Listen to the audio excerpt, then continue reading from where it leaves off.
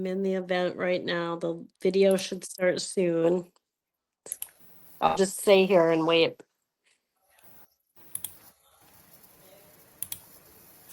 And I'll make sure.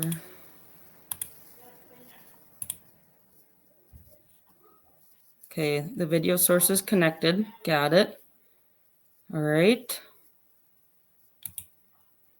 So we should be good. So like 6:30, don't say anything you don't want anybody else to hear. Got it. So we're like backstage, or we're behind closed doors or something?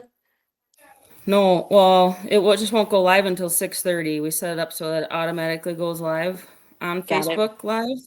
Yep. So then we can kind of do a little intro, and then I'll probably like remove you and mute you. Yeah. So you'll be behind the scenes, and then I guess just type as much of a question as you can in the chat. You know, you don't have to be So you want me to like feed you questions through Yeah, Facebook, through because I through can't see Facebook. so through Facebook, StreamYard, or Messenger? It's up to you, whatever's easiest. Well, It where do you probably want to look? StreamYard, because I have our view plus the chat open right now. Okay. So you You'll just can't have to type see it in your you can't phone. see the Facebook comments? No, you can't watch really both. There's a delay, and then Ah, B, it's like too much to watch, and I'd have to mute the Facebook event. Otherwise, you have like a double audio thing happening too. yeah. Okay. We're gonna go All live right. in a few seconds. Yep. Thanks for helping. Not a problem. I hope it's a good presentation. I'm sure it will be great.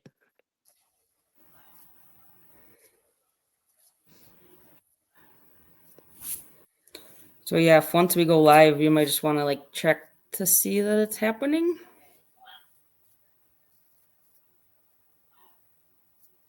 Yeah, sometimes they're 6:30, so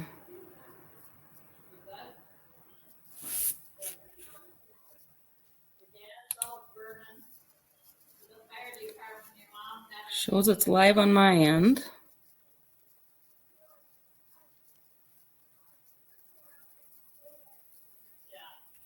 So hopefully we're live right now. We're just trying to ensure that we are, and sometimes there's a little bit of delay between the StreamYard app we're using and Facebook. So Jean's kind of watching the Facebook to make sure we're all connected, because I don't want to go through a presentation and then realize nobody's on the other end. So if you can hear me, welcome to the kind of the first kickoff of the fish of the month. We're doing trout. Trout is the fish of the month, and I'm going to be doing a trout fishing 101 class for you tonight, as you know. You see it, Jean, yet? Trout fishing 101 class. Oh, there you go. I hear it. We're on.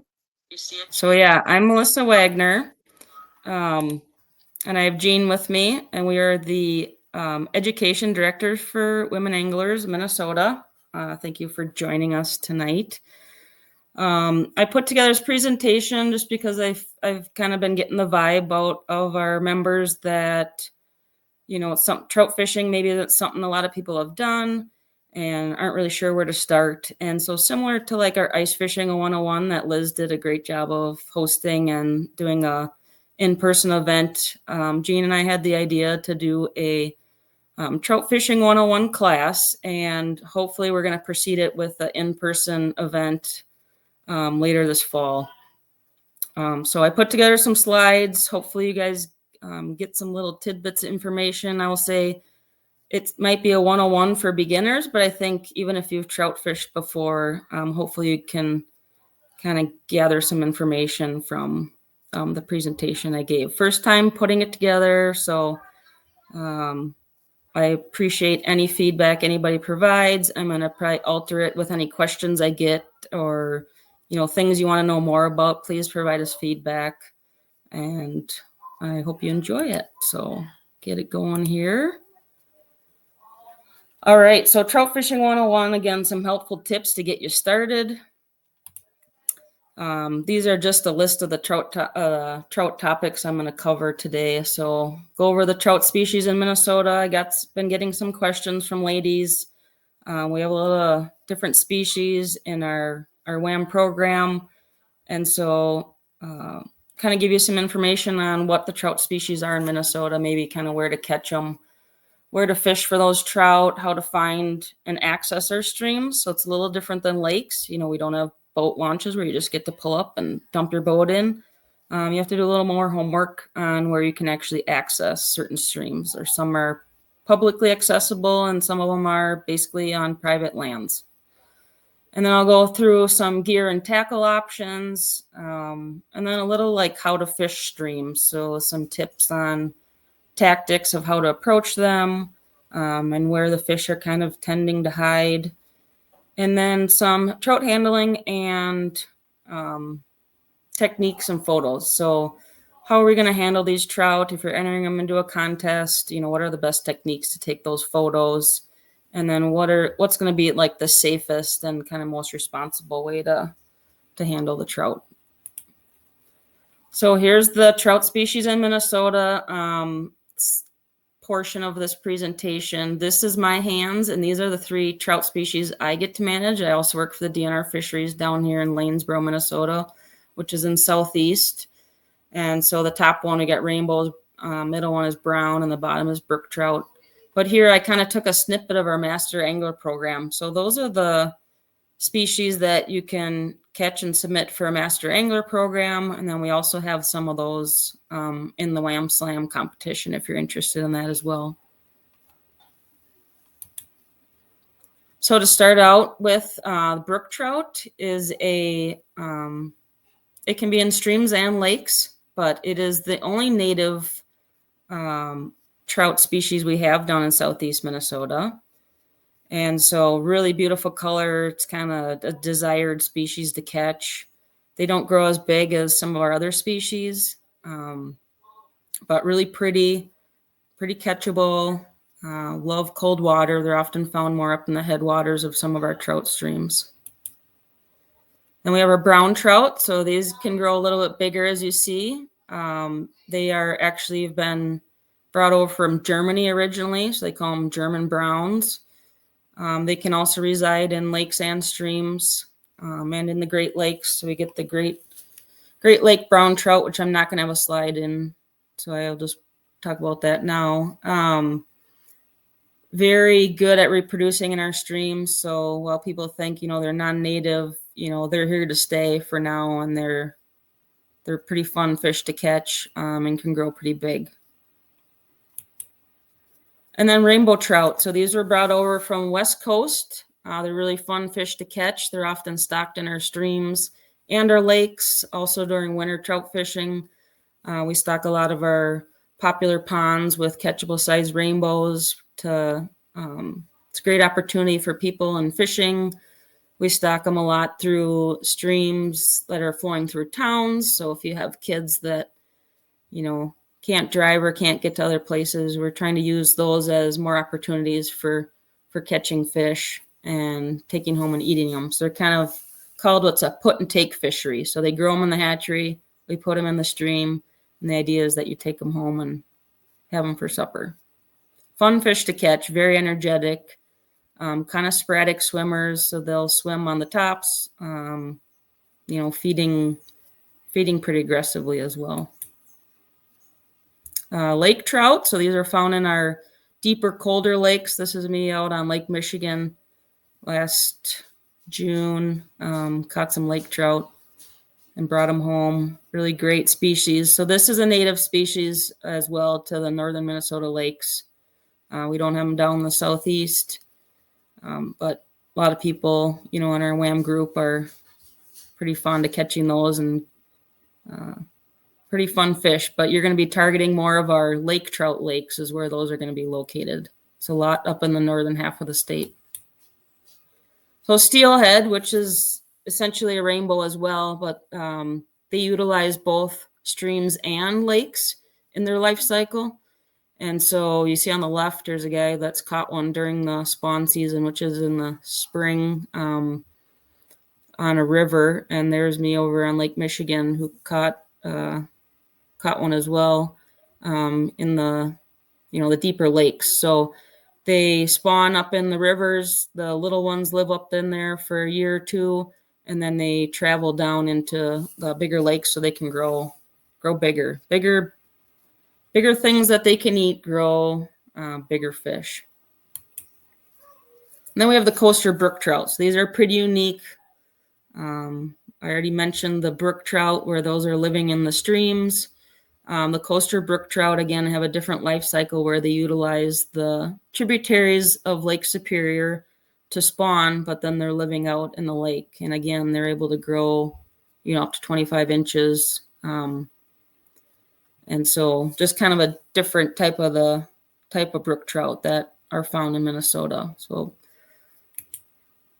And then we have splake trout. So these are unique. We do have them at the Peterson hatchery, and they are created and stocked into the, lake trout lakes, but they're basically a cross between a brook trout and a lake trout. And you can see the little M means a male and little F is a female.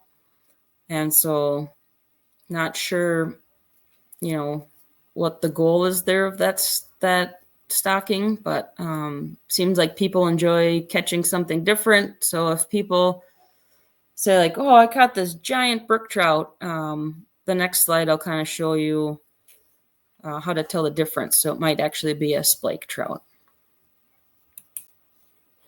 So here at the top left, we have the difference in the tail. So you're looking at the amount of fork in the tail. So on the left is the lake trout, and they have more of a fork. The splake tend to have that slightly forked, but if they're more commonly mistaken for a brook trout, but you can see the brook trout have that more flatter dorsal fin or tail fin. And then also the blue halos. Sorry, something on the slides in my way okay. So yeah, no blue halos around their spots. So on the picture on the right is a brook trout. You can see, might be hard to see if you look on your phone, but you can kind of see in the middle of the body, they have like these pink dots with these blue halos around them. And those are really prominent in our brook trout, but the splake do not have those. And if anybody, I forgot to say, anybody has any questions along the way, Jean's hopefully going to help feed some questions to me, and I will take them at any time. So feel free to fire away if you want me to explain something more. Again, I think there's like a slight delay, but I can always backtrack. And then here's some mystery trout, I'm going to call them. And since it's hard for you guys to respond right away, I'll just give you a little chance to think maybe what those might be, or if anybody's ever seen one. So the one on the left is called a tiger trout. And I was actually out sampling today for work, and we got two of these. And they are a cross between a brook trout and a brown trout. And so in streams where we have good populations of both,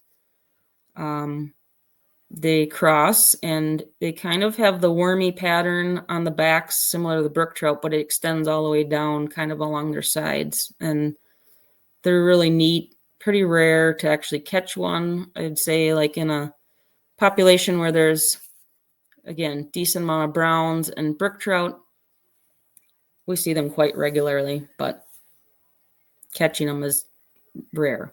And then on the right, these are a rainbow, albino rainbow trout. And so the gentleman in the chartreuse is our hatchery manager down in Lanesboro, who raises the rainbows. A lot of them go statewide, and it's just a genetic mutation where they become albinos. And so obviously they can see them when they're raising them. They stick out like a sore thumb. So they set them aside in a different raceway, raise them up, and then we use them for fun events. This was a fishing event we did down in Lanesboro, and this little boy whose hair kind of matches the albino was pretty excited when he caught that. So yeah, are there tiger trout? I got a question. Yep. That's what this one is. And is that one on the right also called a golden? I have not heard that, but they are very golden. They're more like peachy golden color. I guess we call them albinos. I will have to find that out, and I can comment later on this thread for what those are, another name. But yeah, the tiger trout, we get quite a few of those down in the southeast. And so I will say the next portion of my talk, I'm going to focus more on stream trout fishing. I'm not going to talk about Great Lakes or lake trout fishing. This is going to be kind of more targeted towards the stream trout. So we do have anglers that catch them.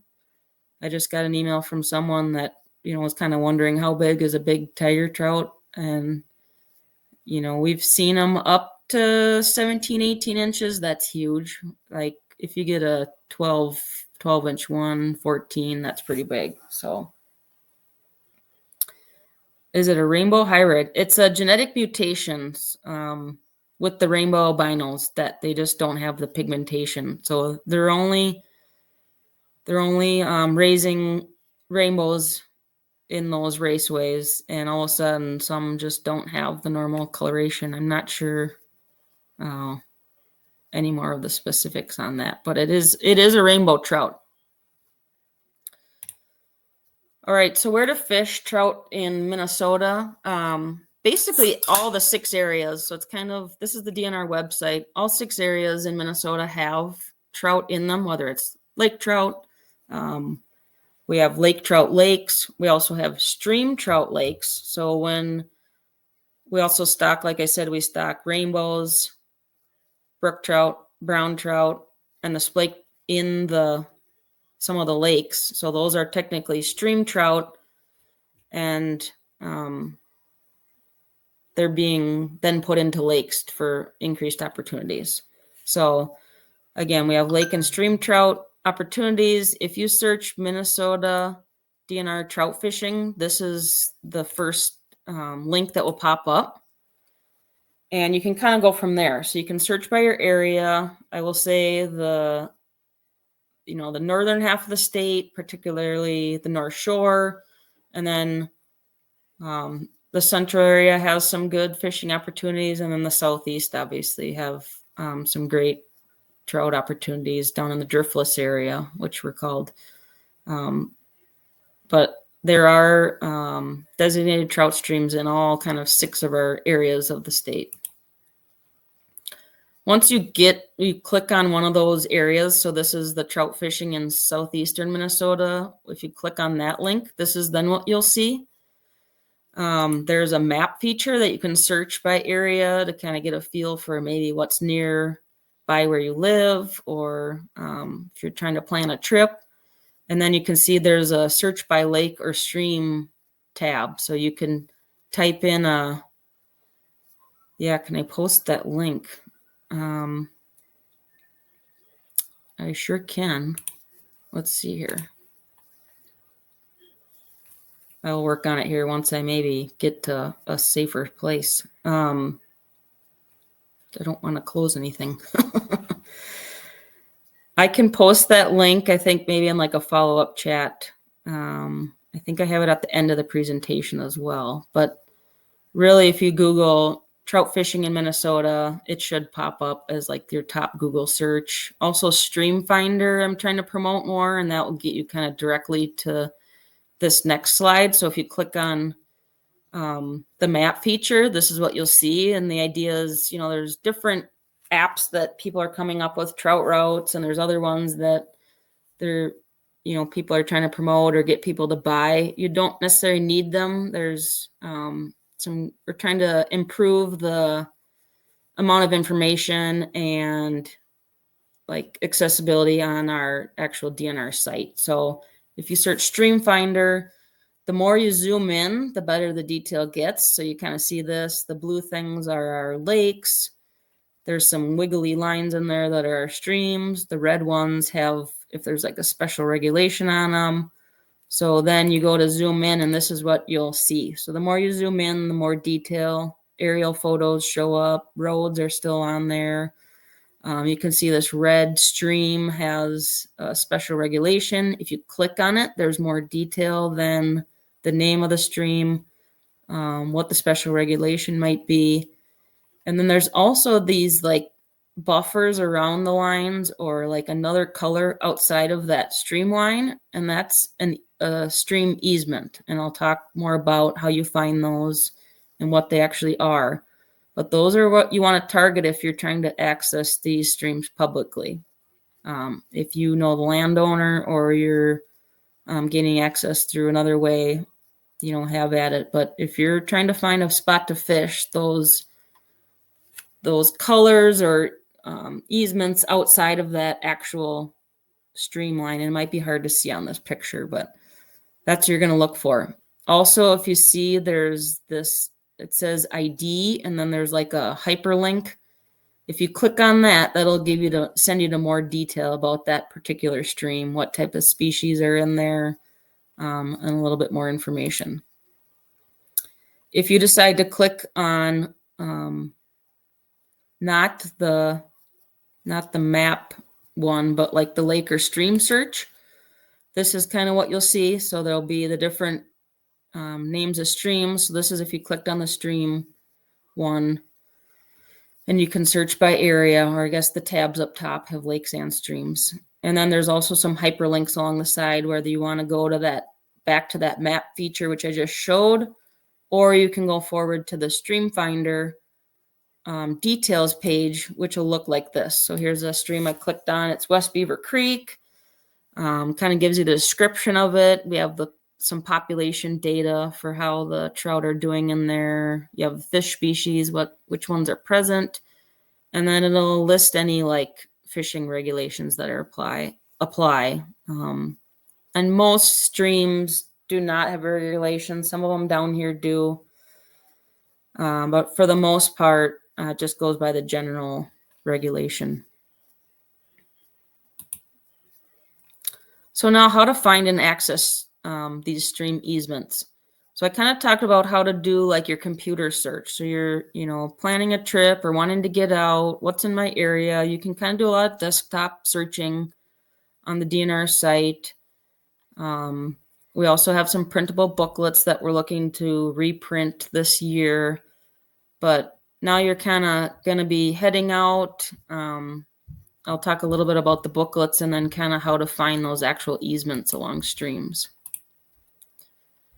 So how to find these easements. We do have some of these booklets still available. If you're interested, I will gladly mail you one, although we have very few left at our office. And so the best advice I could give you to get one now would be to contact the DNR Info Center. That's the phone number, but they also do email too. So you can Google DNR Info Center, email them, and just ask if you could get a trout angling opportunities easement book. And there's a southern and central Minnesota one, which is on the left, and then the one on the right is for the northeast Minnesota. So 2 different booklets for the area. This is kind of a screenshot of some of the pages, or one of the pages. We have Trout Run Creek there. Nice thing about this, it has all your roads on there, kind of marked whether they're gravel or not gravel based on the coloration. It has the streams. The easement is like the gray buffer around that yellow line like I talked about. And then the different colored lines are going to be your regulations. So it's a really easy way to kind of know if you're driving around and you're going to fish this stream, also finding the regulations, because you don't always know maybe the name of the stream or how to look it up. You don't have the booklet. So this is a really handy booklet for people that are interested in trout fishing and kind of finding their way. A lot of our areas down in Southeast with the bluffs, you do not have cell phone coverage. You can't always look at things online. So we love these road map books, old school. All right, so here's a few more screenshots.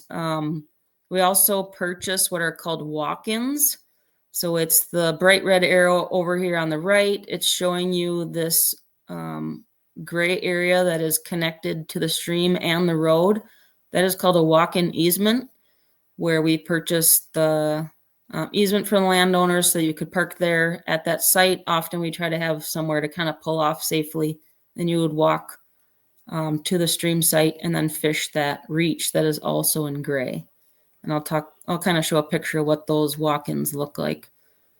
You're also able to access streams through any state land. So the golden yellow is a WMA in Whitewater area. The blue kind of polygon around the stream is Whitewater State Park. And then the green over on Gribben and Diamond Creek, that's state forest land. So we have different state lands where you can also park, access the stream, and maybe even potentially camp. Here's what our easement signs look like down in the southeast. So we have, you're driving around, you think you're in the right spot, then you want to try to look for one of these easement signs to kind of confirm, like, yep, I'm at the right spot. This shows I'm at an easement. And then as you're fishing along, probably harder to find as you're so into your fishing and catching that you might miss the stop sign, but that's the notification that you're leaving the easement. So turn around and go fish the other way. Are there any areas that are only barbless? Not that I know of, no. There's been some studies on the barbless versus barbed. They're in mortality specifically, and they didn't really find an impact on mortality. I'm not aware of the specifics of that study. We promote,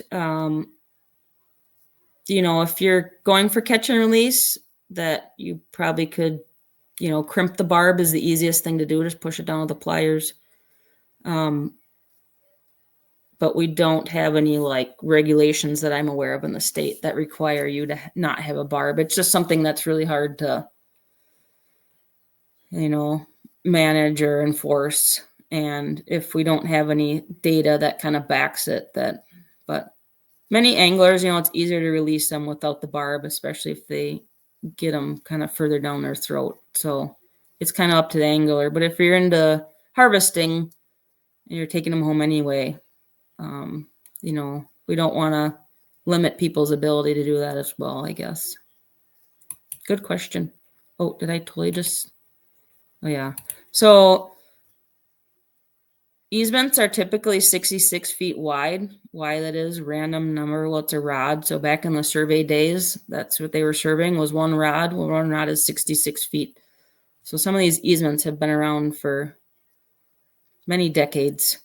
And oftentimes we try to purchase on both sides of the stream. And I will show a graphic of what that kind of looks like. So this is your easement area. So we call it stream center line, is like the middle of the stream. If you had to draw a line right down the middle of it, you have 66 feet from that out to the right side and then out to the left side to traverse and access and navigate fishing that area.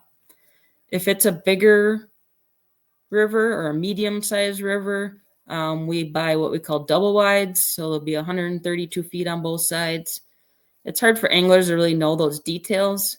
But ideally, you don't really need to be navigating too far. If there's a brush pile and you need to go around it, I don't think any landowner is going to care that you go one way or the other. But as long as you're staying close to the stream, 66 feet is usually plenty to be fishing that stream. And then just as a reminder, this is for angling only. So no bird watching or dog walking or morel mushroom hunting. These easements are strictly angling easements. So here's what an access point looks like. Again, you're driving along. You're like, okay, there's one of those gray lines that attaches to this gravel road that I'm on. I do not see a stream anywhere.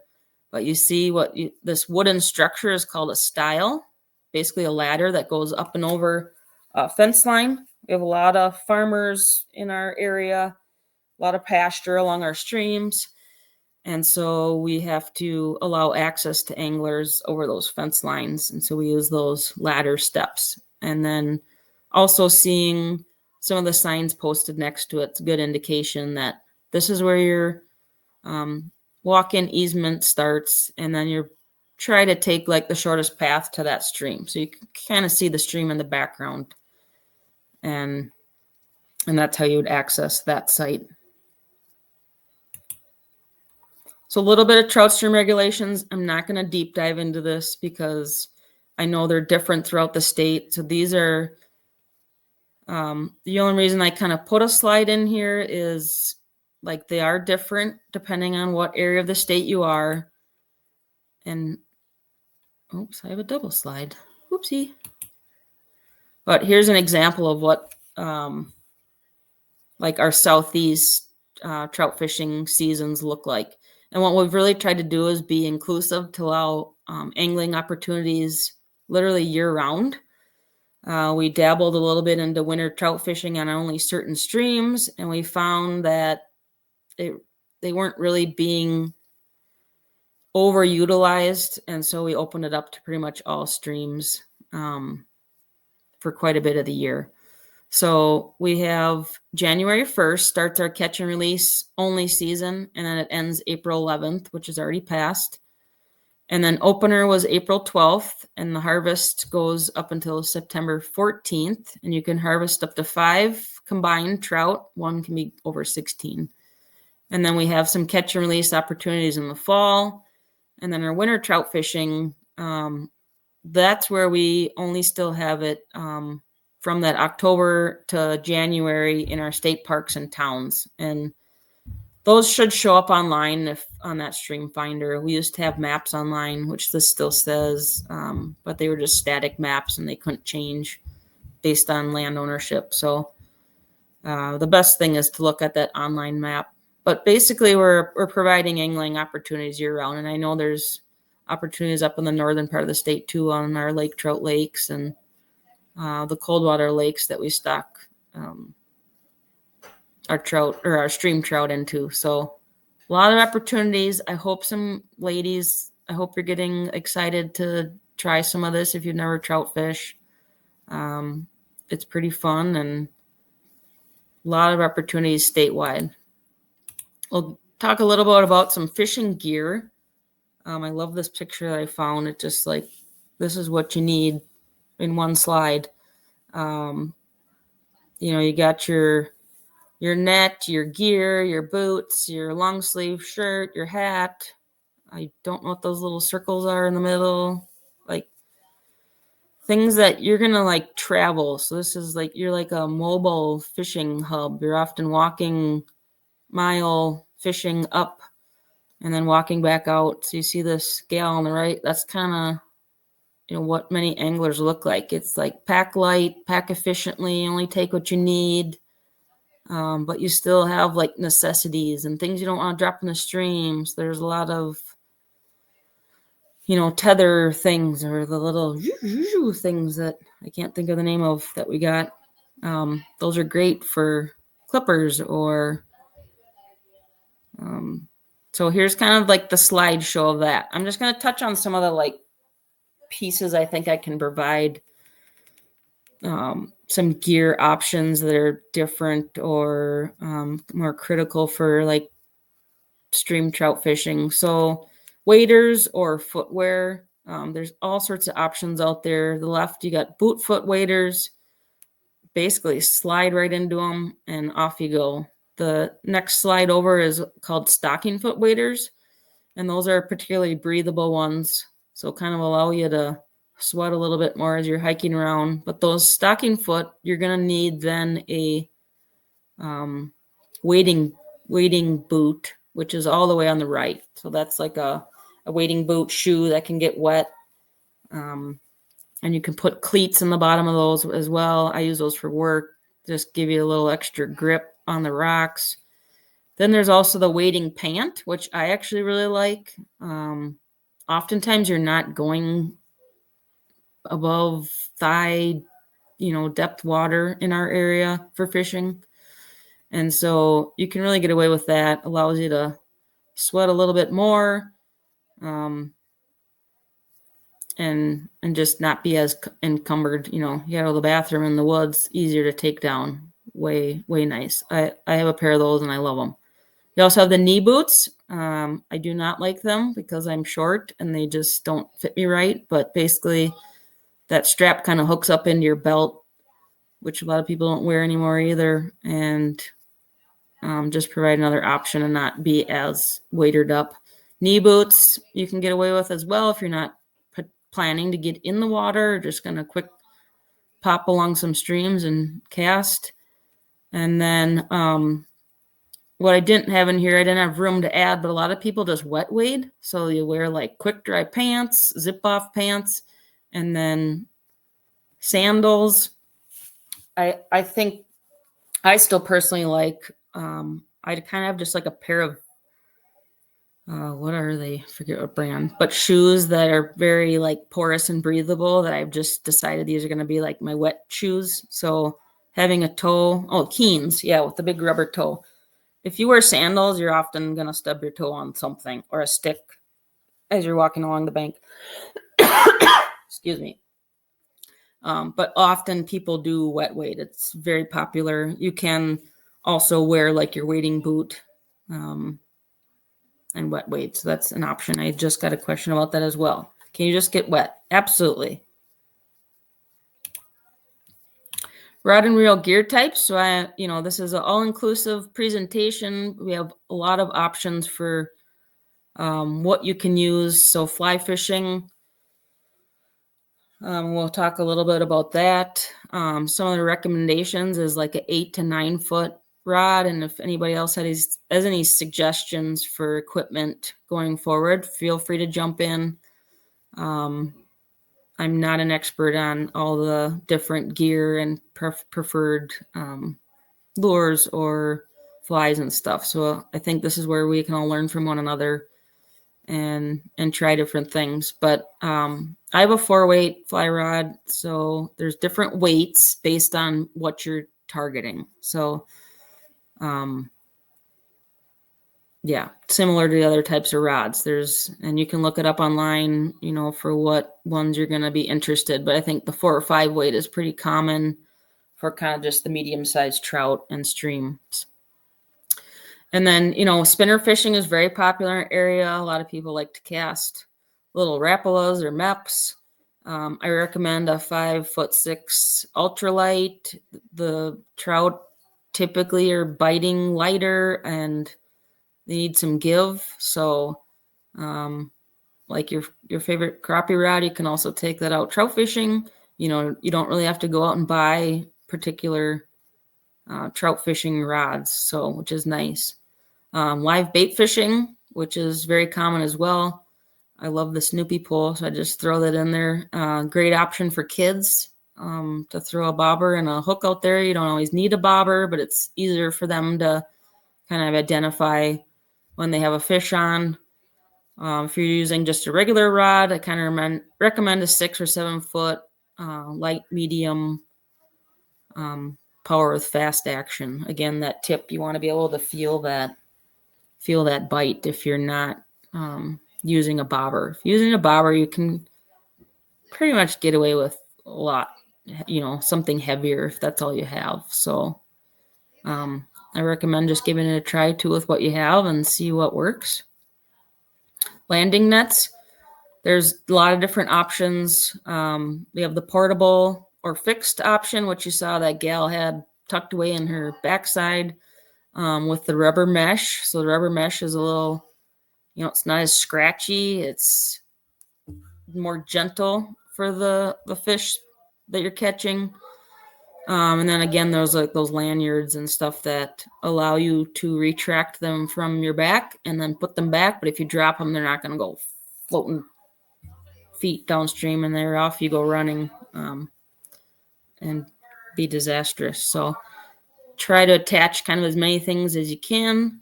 If you don't, I also enjoy that because when we're out working, I find all sorts of people's pliers and tools and snippers, and I've found a net before, so other anglers will just find it and keep it. All right, so extending nets, they just kind of it's a little more compact, but if you're fishing maybe bigger water or on a bank where you kind of have to reach down, you have the option to like have it compacted, but also then extended. And then the one on the right, I have this for when we do any of our sucker or bigger river fishing. It's kind of a fine mesh net, got a big, nice open area, but then the handle also extends. And then that middle one also has that coated mesh. So you really don't want anything like, like the good old fashioned net that's like got the holes this big, because most trout are pretty slender, so they can slip through a lot of those holes, and that just makes a whole nother mess. So more of the finer mesh, ideally kind of something coated or rubber. Oh, I just looked at what's up with felt. Yeah, felt. We do not use them for any of the work we do. The idea with felt is that it can trap any sort of microorganisms or diseases. You're going from one stream to the next. So more, like the invasive species, trying to clean your live well and wash off your boat and pick any weeds off. With streams, you don't have your boat, you have your waders, your boots. Felt kind of retains more of that water and muck and potential organisms that you could transfer to another stream. So it's advised not. I don't think it's necessary for our area. Again, I think the wading boots and stuff have gone a long way. They have the cleats now that you can screw in. We have boot dryers that I use to like make sure everything gets dried out after you're fishing if you're going to go from one water body to the next. And so that's kind of the idea of the more tending towards anti-felt, but it's not like it's banned. So clothes, you kind of don't think of if you're out fishing that, well, maybe you do in certain cases and targeting shallow species, but the idea of like kind of camouflaging yourself. So trout are in their streams. They're kind of top dog in the water for the most part, but they also have predators. And so a lot of their predators are aerial. You got eagles, you got herons, bank rats, I like to call them. So you got muskrats, otters, things that are going to like kind of come over and like creep down on them. So they're very skittish for anything above them, shadows, obviously any splashing or anything. And so the more you can kind of camouflage yourself, and I'll talk a little bit about how you approach streams as well, the better. You spook kind of a pool of fish, you might as well move on maybe to the next pool. I mean, you can try to catch some fish and you might get some, but the idea is you kind of want to be sneaky. So you got some camouflage if you have a lot of like wooded areas, sky blue if you're like in a pasture and above you all there is sky. So again, they're going to be like looking up, like trying to blend in with what's around you. Natural colors like tan, and grays, if it's cloudy, you could do more of a gray color, but a lot of those like natural colors are good. Do they have good vision? Yeah. I don't really know. I think they have decent vision. It's not like walleyes where they have like night vision. But if they're picking out little bugs on the tops out of streams, like they have to have decent vision. That's a good question. I'll have to. You guys are stumping me tonight. Do you recommend a small MEPS and a size 2-inch rainbow Rapala? I take it back. Yes. Small MEPS are great. I always say if you're struggling to like land a fish or hook into a fish, you just go smaller. Trout's mouths are pretty, they don't like woof like a bass or a crappie. They don't have like a lot of expanding. They can a little bit, the bigger ones can. But I always say like just go smaller and hook size. What is it? Size 2-inch rainbow Rapala. That is what I caught one of my big rainbows on. So the other thing is trout, and I'll get into this a little bit. Trout eat trout. They're opportunistic feeders. They'll eat bugs. all sorts of stuff. But if one of their own little trout's swimming by, they'll gobble it right up. So using a brown trout Rapala to catch brown trout might seem silly, but it's like genius. Speaking of, tackle and bait options. There are options galore. So we got live bait fishing. Here's kind of a little slide of some of the options we have. We got worms. And there's all different kinds of worms you can use. When I use like the big night crawlers that I'm picking up off our driveway, I usually pinch them in like thirds almost if you're trout fishing. Again, they just don't. Some of the things I'll show you that they're feeding on, they don't need this big gob of night crawlers like you're sturgeon fishing and you're hooking like 12 night crawlers on one hook with. You could just use pieces and it's less for them to mouth. Minnows are a good option. It's one of my husband's favorite. He's like, oh, if you're not catching fish, put a minnow on, and it just kind of gets him excited. Also, aquatic bugs, hellgrammite. That's a hellgrammite. Beaver dams are a good place to look for water worms or other bugs to collect and use. And then grasshoppers and crickets, which I've never used, but I've heard it's pretty good option. So for your live bait, similar to other river type fishing, you get a hook, a sinker, not necessarily needed. But depending on like where you're trying to target or fish, nice little sinker can help you get down. Also people like these bobbers. I like these because you can move them easy on your line. So if like all of a sudden you get to a deep pool, like, oh, I might want to fish a little deeper, you can move it. And then they also can act as strike indicators, which is common with trout. So like you're kind of drifting with current. You're not always, the bite can be kind of hard to see or feel necessarily.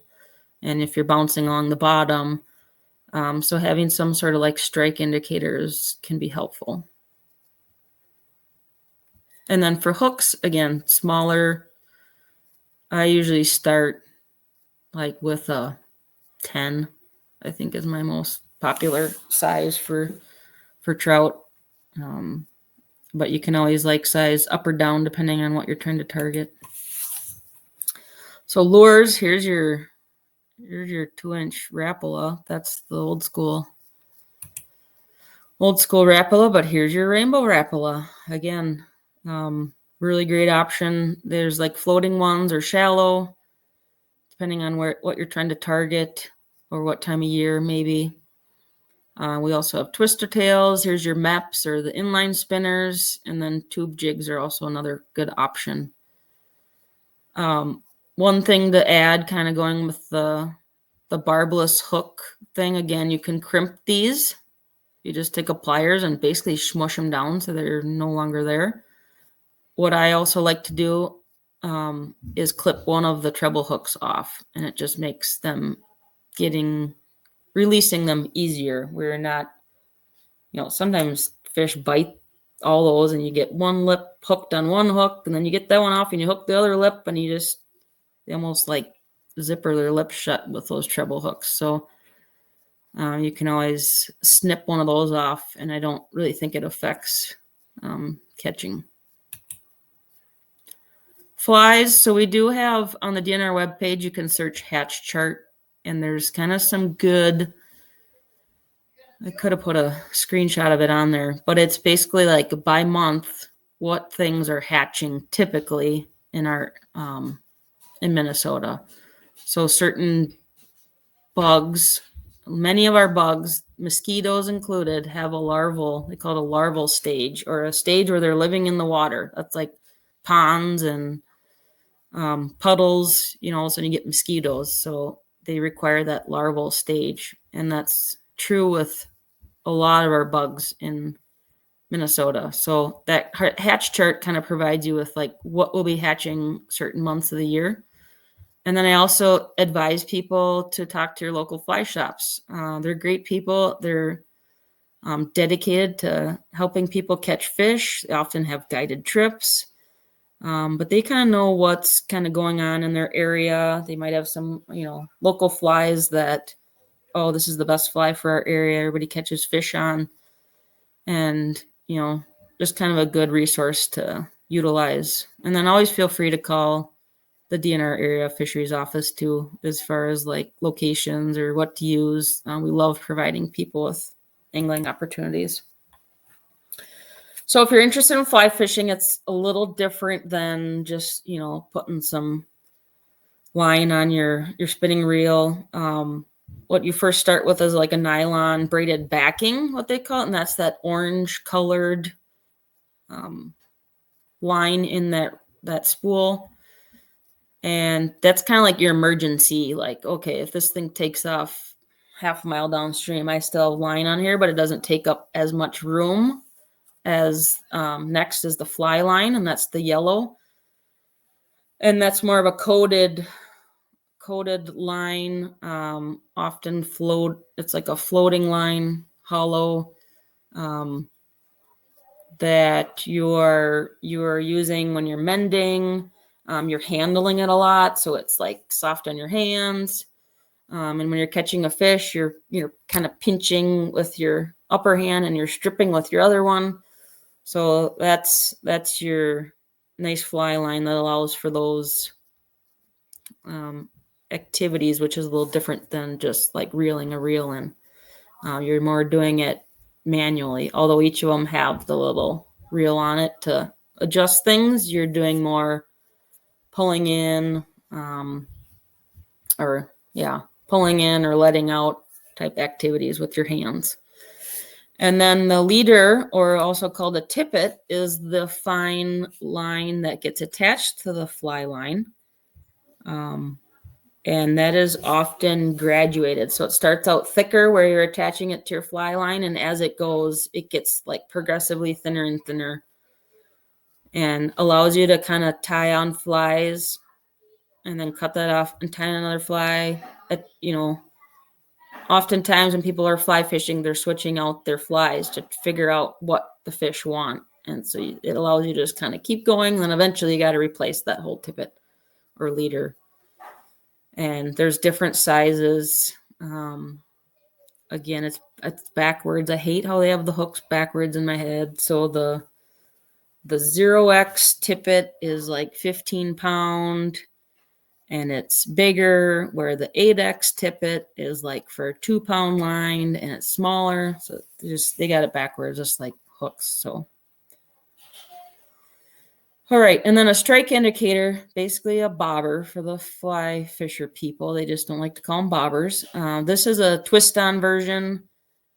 They come in different sizes. You can twist it on at different heights. And then they also have they have different kinds of strike indicators, but like stickers. So if you're fishing a smaller fly, they're just basically like little foam stickers, like kind of a Band-Aid that goes over your line. You can put on and take off. Ugh.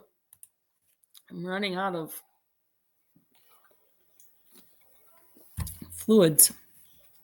All right, so I was going to kind of get into knots, but I feel like people are probably half asleep already. And so I just want to say that along with our fish of the month, we're planning to do a knot of the month. And I think there's some good knots, especially for the fly anglers, fly fishing anglers, where you're like attaching your tippet to your fly line or some other ones. So we'll try to do a couple knots of the month yet this April. And then we also have a rig of the month, which I feel like I've gone through quite a few of those, so we might skip that. But our plan for future months is that we're going to have a fish of the month, then a knot of the month, and a rig of the month as well. So I just wanted to promote that. Another thing you might hear with fly anglers is called match the hatch. Again, it's back to that chart where trout are often feeding on things, and this is a lot of fish species, not just trout, but they're feeding on things that are emerging that time of the year.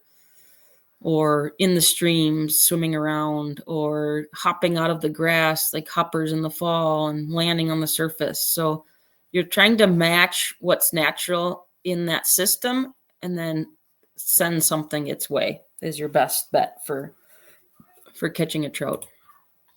Here's kind of a little visual of that. So down on the bottom in the rocks, you have your nymph phase, or it might be like a larval phase for different species. Then they emerge. They kind of have the merger where it's still kind of coming out of the water. Then they get their wings, and then they lay their eggs, and then they die, usually.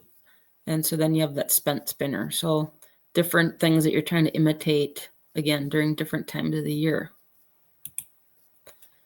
Here's some pictures of some fun bugs, and you can kind of see how some of those might have looked like those flies. I found this cool stonefly.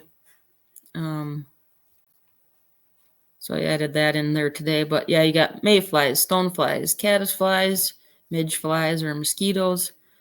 A lot of different options. Another thing that people often do is if they're out in the streams is you're flipping over rocks to see what's. A lot of the bugs are usually living in like the shallower rocky areas and attached to them somehow, or living in amongst the rocks. So people like to flip rocks and kind of see what's occurring in that stream. Another option is streamers, which you're trying to imitate, yes, a brown trout or a rainbow. So you got the streamers that look like the little fish. There's a picture of a hopper on the top fly. And then again, you're imitating those grasshoppers, which are usually popular in the fall when they're hopping all over the place. Again, we were going to try to do a Fly Fishing 101 in-person event coming in September, ideally Whitewater State Park. I have connections with a gal with parks that has all the equipment, fly rods, some waders if people don't have waders. And so hopefully we can get that going. And then along with her doing like a quick fly casting demo and how to, our idea is that we will have like 1 or 2 people per guide. And so we'll have some guides out there and we'll actually go out fishing and hopefully people catch the first trout. So look to that if you're interested. I'm going to kind of go quickly through these. I don't want to spend too much time on just trying to give you like a visual of like, okay, so now I got my gear, I know where to go, like now what? Melissa kind of said, okay, don't just jump over the bank and scare all the fish out of the pool, but if I sneak up to like this scenario, like what do I do? Where do I go? Where do I cast? What am I trying to target? How do I not, like, do I want to go towards the rocks or not towards the rocks? Hopefully some of these slides will give you somewhat of an idea what to go after. So a few tips to start. So narrow channels can be fished from shore. So you don't always have to be in the water. As you're walking in the water, fish can feel vibrations. They can hear things underwater. So if you don't need to get in the water, you don't have to, maybe you just shouldn't. And so some of these narrow stream channels, you can sneak up along shore, try to target them from there. But some of these wider rivers, you're not, maybe some people can, but most of us are not going to be able to cast all the way across that without getting wet and trying to target different spots. So there's where your waders come in handy, your waist deals or your wet wade. Some of those bigger rivers, it's just better that you get in the water. But again, moving slowly through it.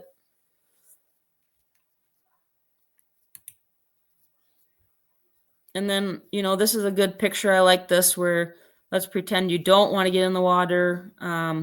You can usually fish a lot from one side and not even have to cross the stream. So you can always skip bends. So you could fish pretty much this whole view of this river and even curving around the other bend. And it's something that I've done. There was one time I went out fishing and I never even got my feet wet, not even crossing the stream. So If there's just spots that are harder to target, like, well, I'll just skip that spot and move on to the next. Again, try to avoid making a shadow. I like this picture because you can even see the shadows of the trees. So kind of envisioning that's maybe what they're seeing underwater. And touching again, the trout predators are mostly aerial and banks. So if you go on a sunny day and you just cast your shadow on this whole pool, we get a lot of landowners that we're going out to their stream and like, yeah, there's no fish here. I'm like, kind of know there's fish there, but oftentimes they're probably just walking up over and looking, and by that time all the fish have they're hiding. They go under the grass, under undercut banks, alongside a rock where you can't see them, so they can be very spooky. Another thing is trout are typically facing upstream. If they're just hanging out, the streams are different where there's actually flowing water, obviously. So to hold their position, they have to be swimming or kind of hovering in their little area. And if there's some sort of structure that they can hide behind, they might not necessarily be facing upstream. But for the most part, you can anticipate that they are. And so what you want to do is approach any areas that you want to fish from downstream. So you're kind of sneaking up on them from behind as they're facing that way. And, supplying your bait or your fly, and they're seeing that versus getting spooked from seeing you tromping through the stream. So kind of know where you're casting. I love this. I saw this on Facebook and it made me laugh. And I was working on this presentation. So we got different options on where to cast. Here's where I'm casting up in this tree. And when I first started trying to fly fish, when I worked for the DNR, I started down here in 2007. I'm like, all right, I'm going to figure out this fly fishing. I hooked not necessarily trees like that, but every stinking little blade of grass that was behind me, I swear, hooked onto my hook, and I never caught a single fish first time out, and it was so frustrating. So it can be frustrating. A lot of with like fly fishing is you don't always need like a back cast. You can just kind of do like a roll cast or just flip it and then let the current take it back and just flip it back forward. You don't need to do like 10 approach casts to get going where you're at. And so again, like if it's, weeds are starting to get taller, you can still fish areas as long as, the back cast is where you're going to get snagged the most. So I had to throw that slide in there. Kind of just getting into a little bit, I'm going to talk about riffles and pools. So I wanted to have just a really quick slide about it. Pools are often on the outside bends, but that's like your deeper water. They're the flat on the surface, slower moving, deeper water. Fish love to hang out there pretty much year round. And, the slow water, they can rest, but stuff still floating in there where they can bop out and feed. And oftentimes in the winter, they're hanging out down there when their metabolism slow down and they're not expending a lot of energy.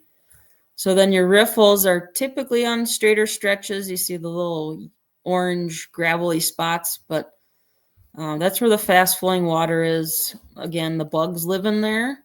So the trout often feed downstream of the riffles. So, and those are kind of called run areas, but I'm not really going to get too technical. But basically that place between the riffle and the pool, great place to fish, and even in that pool. And here's kind of a slice if you go the other way, if you're looking at it from a side view. So again, the riffles are shallower, the pools are deeper. So where do I fish where would I cast? They call it fishing the thalweg, which is where that current is strongest in the stream, or for layman's terms, it's a bubble line. So you can see these bubbles, and there's a lot of like circular water going on as the water is just not flowing downstream. It's kind of doing all sorts of things, but often those converging circles make these like bubbles. And so you could target the bubble line as a pretty good good place to start. And hopefully you'll see some of that in these next slides. So here's the yellow lines are going to be where you would try to cast. And again, you can be using spinners, you can be using bait, you can be using flies. Ideally, trying to target it from like downstream or a side view, depending on how big the water is. And so those were some of the casts where you'd make on those 3 lines. And this is kind of an area, I would say downstream of a riffle. So that's that fast, up in the upper right corner, that fast flowing water. It takes a lot of energy for fish to hang out in that area. But again, that's where the bug production is happening. So they want to be near that, and usually are often found downstream of it. So here's an example of casting between boulders. These are great spots for fish to cover. Again, they want to try to hide from the current, but they want to be near it as they're going to like dart out, grab something, and then go back to their little hiding spot where they don't have to expend a lot of energy, and then dart back out, grab something else. So you can see here your casts are going to be between those structures. They will also hide alongside of them at times. And so kind of fishing between them, downstream of them, can be a great opportunity. Here's another visual of that. You got some boulders there. That one is pretty bright white. Looks like a project that was recently completed. And then you can see the one downstream of that or to the left. It's a little more algae covered, but there's the different kind of cast lines where you'd try to target those. And oftentimes you're kind of casting like for this area, probably like those amount of times, and then you're moving on. Again, like if you caught a fish out of that or 2, sometimes it just kind of spooks the hole, they call it. So, sometimes you're like, all right, that one's done, and then moving on, which kind of makes it fun. You can fish 2 people and you basically like leapfrogging each other. So one person can be fishing this, and you can have your friend being upstream, kind of casting. And then once you're done with this area, you walk above them, and then they do the same. We also have undercut banks. So again, trout like to be protected from any aerial predators, or they like to hide in cover above them. So they'll find any undercut banks. It can be rock, it can be a log, it could be a tree that has roots that kind of hold the bank but allows for some water to flow under it. So you can kind of cast alongside those, again, kind of enticing the trout to swim out, grab that, and then go back to their hiding spot. And there's another example there. You can see some kind of roots, and most of the flow is being pushed alongside that outside bend. So you're going to have deeper water, which they like, and then kind of that overhead cover. And then again, you can kind of see where like the picture was taken is ideally like where you're standing. So you're slightly downstream or sideways of it. Fish aren't going to see you.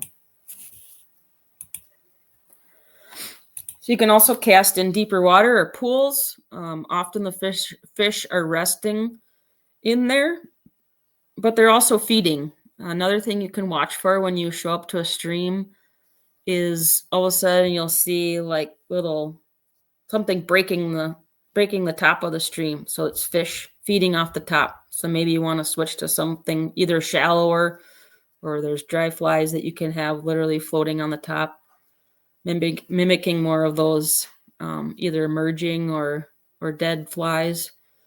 And so always want to watch for that. If you see that, you might want to change your tactics, because typically when you're fishing, some of these pools, you're going to be looking to float something deeper. Most likely they're going to be closer to the bottom or along the edges of the deeper water. And so this is where you can adjust your bobber or strike indicator to get something deeper, or use a fly that has like a bead head that gets you down deeper. But if they're if they're surfacing or kind of partially emerging, you definitely want to switch things up. So here's another view of that. Nice pool, good deep water.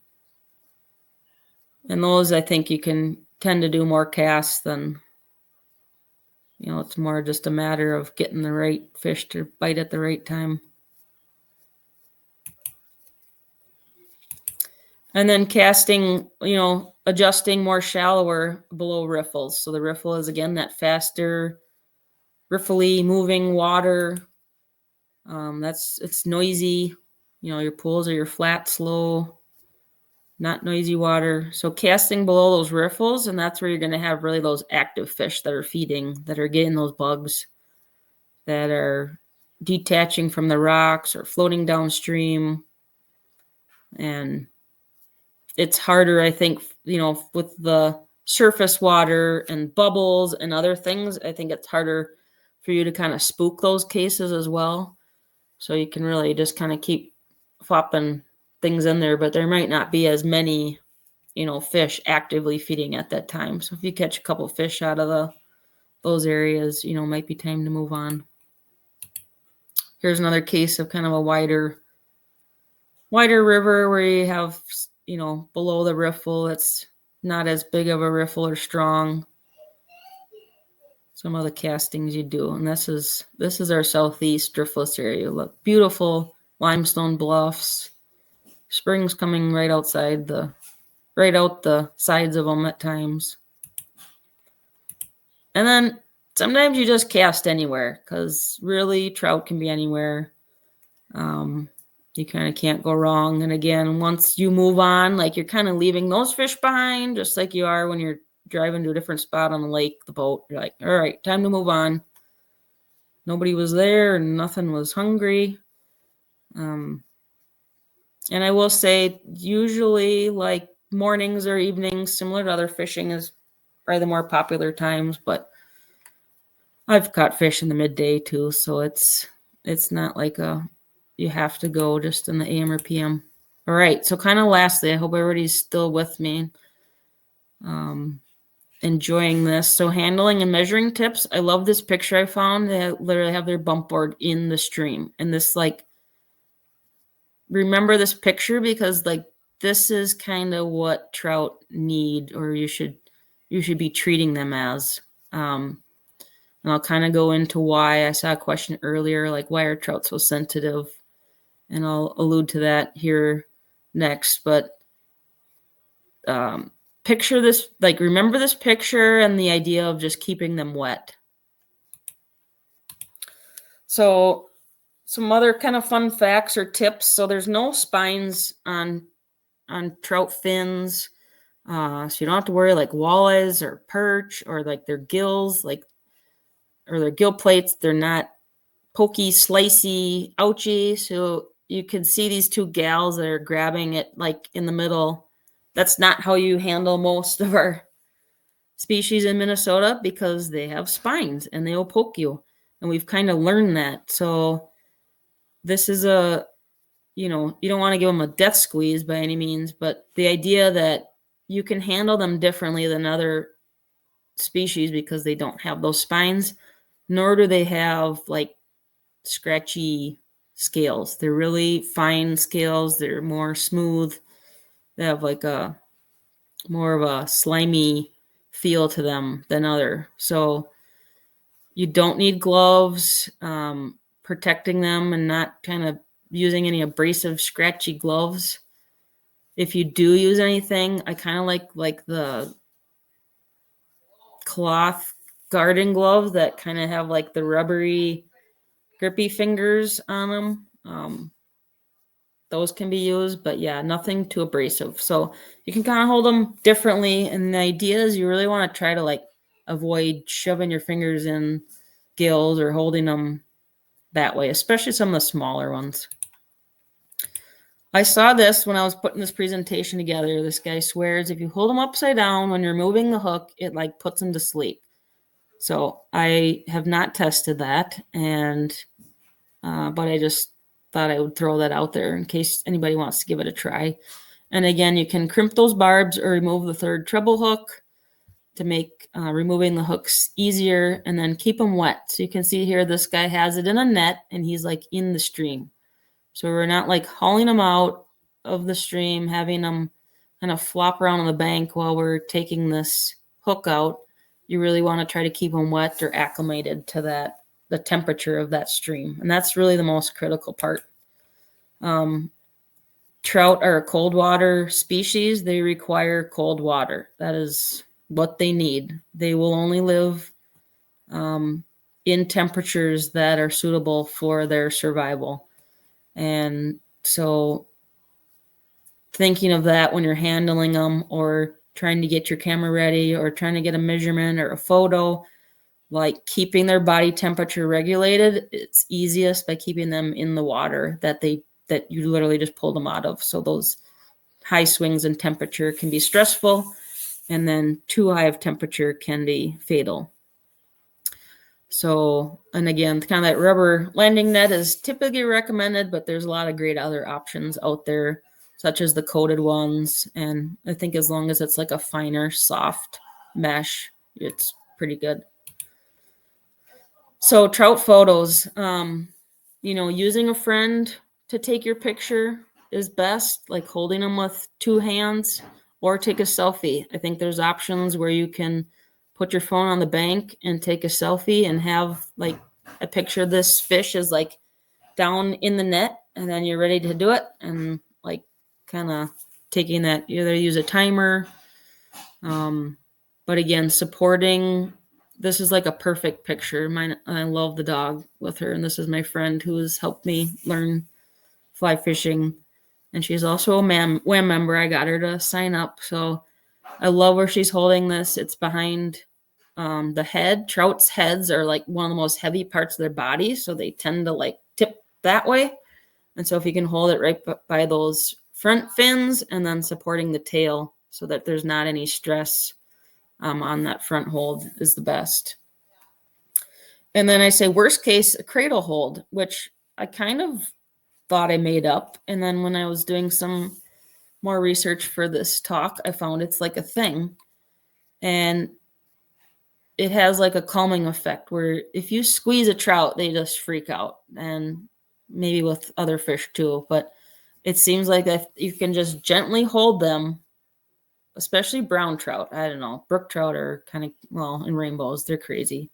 But if you can kind of calmly hold them, it's like they've kind of given up. They're like, okay, let's get this photo over with, and hopefully you're putting me back.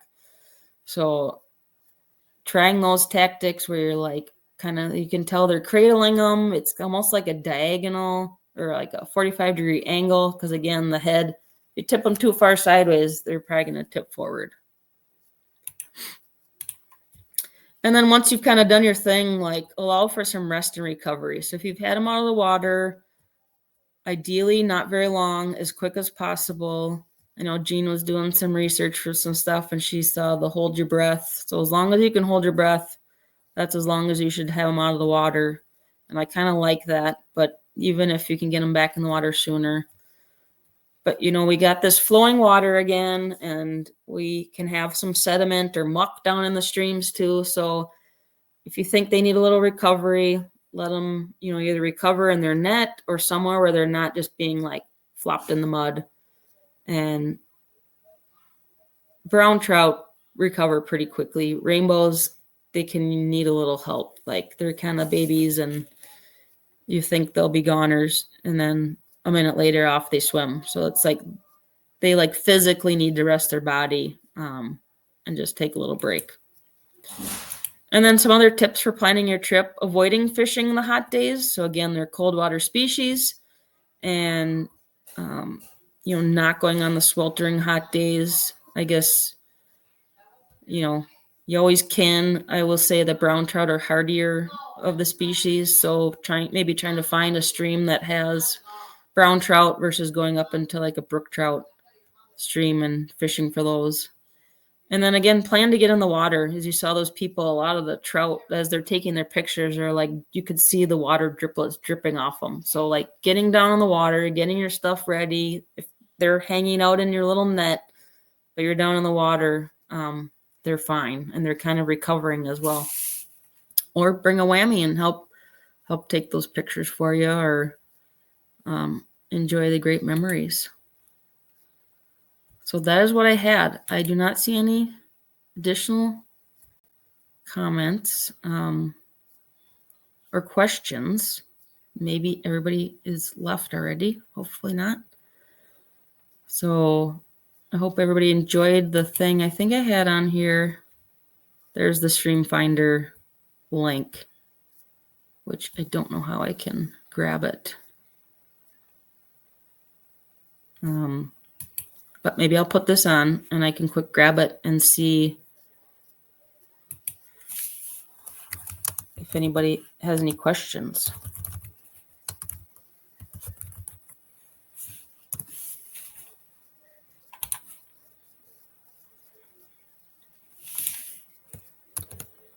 Let's see, I don't have, I guess, Jean, I'll have to, yeah, I'm not in the Facebook thing. I will comment once we're kind of wrapped up. I'll post some of these links. Otherwise, like, even some of the stuff that I researched, there's a ton of stuff online, as everybody knows. I hope this was helpful to provide you kind of a starting point. And I really hope people, take the opportunities. I didn't even know. I grew up in Oakdale, up in the cities, and I went to my family cabin in the summers, and I fished lakes, and all my friends, the friends that had cabins, we went up there. And when I found out about the job down in Lanesboro, I didn't even realize some of the resources that we have for trout fishing in the state. And I will say, and it's not just because I work with these resources, but we have really some of the nicest resources in the nation. Our numbers of fish are phenomenal. We have great size of a big trout. As you see, a lot of people are already, catching some fish. And so I really urge you to give it a try. Hit me up for any questions you ever have or guidance, like where should I go? I know the streams down here really well as far as, where do you have your best chance at maybe catching something based on what you're using. How far off the bottom? Oh, I got questions. Do you cast upstream and float bait down? That is what I do. Excuse me. So like fly fishing, that's usually what you're doing. You're casting up and you're drifting it downstream. And that's basically like how naturally fish are seeing, stuff floats downstream. So you're kind of presenting that floating option, like, here you go, nobody took it. And then whoop, try again. Maybe a different spot, or maybe a little farther, or maybe the other side of the rock. And so that's the idea, is that you're trying to just keep recreating that natural bait. So even the same with like the worm or the minnow, you can cast to the upstream end of the pool, and the pools, it'll go slower. And so you, eventually your stuff will flow downstream unless it's just really slow flowing water. But again, if you're standing upstream, you might get seen. So the idea is you're kind of casting it upstream and letting it float down back to you, slowly retrieving and then casting it back up. Spinners, you can do that, or you can also kind of go from like the side, stand on one side of it and casting and reeling, more at like different angles. It's a little harder, as those are mostly sinking and you're kind of having to constantly reel. So how far off the bottom? It kind of depends on what you're using. Again, trout have pretty good, their eyes are like turned more up. And so they're good at like seeing things above them. The hard thing about fishing like on the bottom necessarily is you can get hooked on rocks or kind of get false bites, if your things are kind of hooking and getting snagged. So I would say, like in the pools, it's hard to know what the depth is. So you can kind of try something and adjust, or just not. I would say, when in doubt, fish shallower, because trout are willing to like go up, rise, and grab and come back down. There's like smaller, if you're fishing below those riffles, you're using like littler, smaller things typically that can kind of bounce along the rocks versus really heavy stuff. So some of the flies, like the pink squirrel, or like bead-headed nymphs, but like little smaller size hooks, so where that current can almost just kind of take it and you're not like getting snagged on the bottom. I hope that's helpful.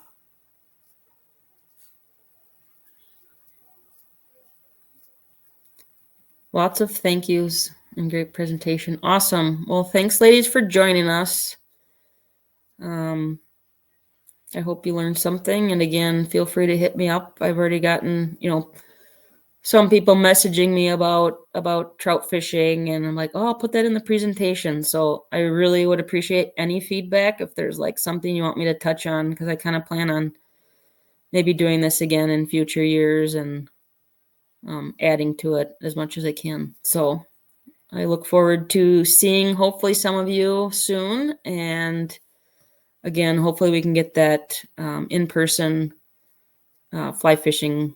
Well, I should say trout fishing. I plan to have fly fishing and maybe some spinner options as well, if that's what people are more comfortable with. But getting people out and catching trout, because get your wham slam points.